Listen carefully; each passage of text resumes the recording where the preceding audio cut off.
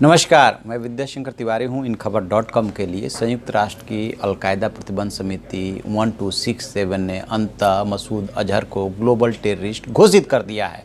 China को उसमें अपना रुख बदलना पड़ा क्योंकि विश्व जनमत उसके खिलाफ जा रहा था।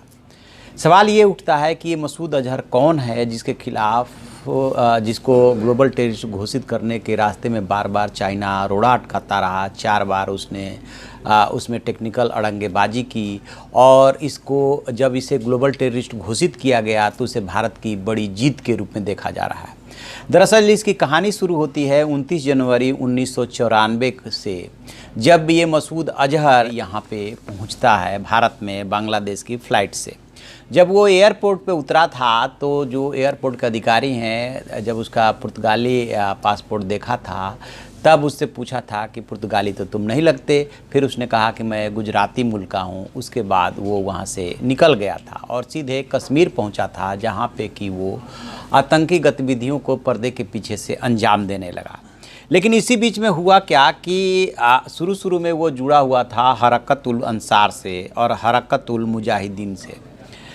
ऑटो से एक दिन अनंतनाग में वो जा रहा था और उसके साथ सज्जाद अफ़गानी था। इसी बीच सेना ने ऑटो को चेकिंग करने के लिए रोका तो ये दोनों भागने लगे और वहाँ पे सेना ने इसको अरेस्ट कर लिया था। अरेस्ट करने के बाद ये जो है इसको जेल में डाल दिया गया और बेसिकली ये जो रहने वाला है इसको जम्मू की कोट भलावल जेल में रखा गया और ये जो रहने वाला है ये है बहावलपुर का और ये 1968 पाकिस्तान के बहावलपुर का 1968 में पैदा हुआ।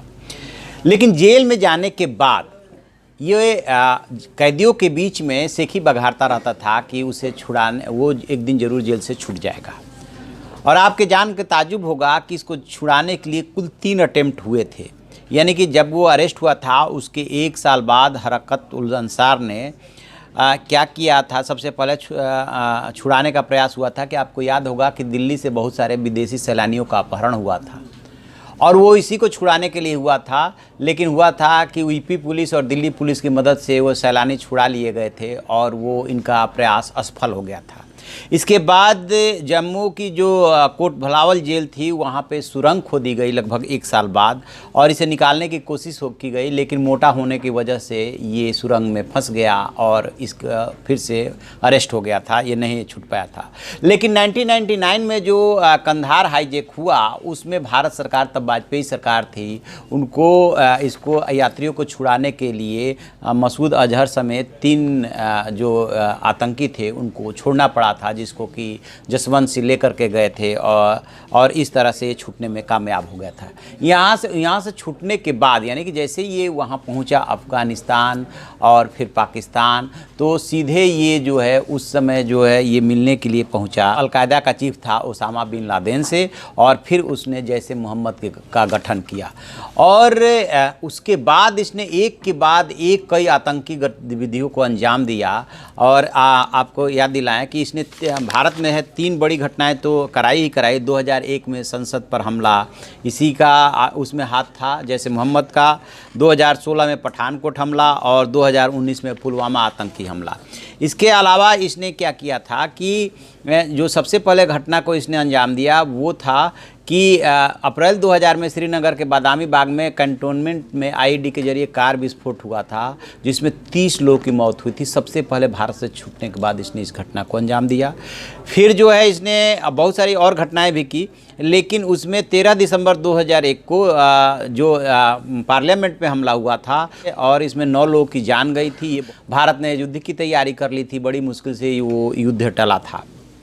2002 में जैसे मोहम्मद के आतंकियों ने वॉल स्ट्रीट जर्नल के पत्रकार डेनियल पर्ल की कराची से अगवा करने के बाद उनकी हत्या कर दी थी। सिर्फ भारत में नहीं, वैश्विक रूप से ये आतंकवादी गतिविधियों को अंजाम दे रहा था और अपहरण करा रहा था और मर्डर करा रहा था, विस्फोट करा रहा था।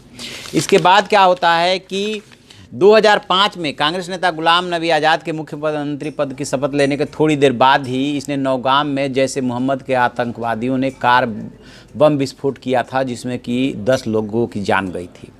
इसके अलावा इसने मार्च 2005 में पुलवामा में ग्रेनेड से हमला किया था। इस हमले में 23 नागरिकों की जान गई थी। 2016 में इसने पठानकोट हमला कराया, फिर 2016 में इसने उरी स्थित जो 12वीं ब्रिगेड मुख्यालय को निशाना बनाया था, उसमें भी माना जाता है कि जैसे मोहम्मद का ही हाथ था। इसके बाद भारत ने जो है सर्जिकल स्ट्राइक किया था, आपको याद होगा।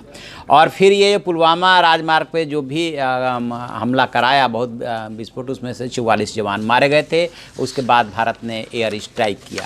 तो ये कुछ इसका इतिहास है। तो अब देखते हैं क्या ये बिल में घुसने को मजबूर हो जाता है या फिर पाकिस्तान की जो फौज है और ISI है वो कोई नया रास्ता चुनती है। तो आप ऐसी खबरों के लिए देखते रहिए हमारा डिजिटल चैनल इन खबर। Thank you. इन खबर चैनल को सब्सक्राइब करें और बेल आइकन दबाना ना भूलें।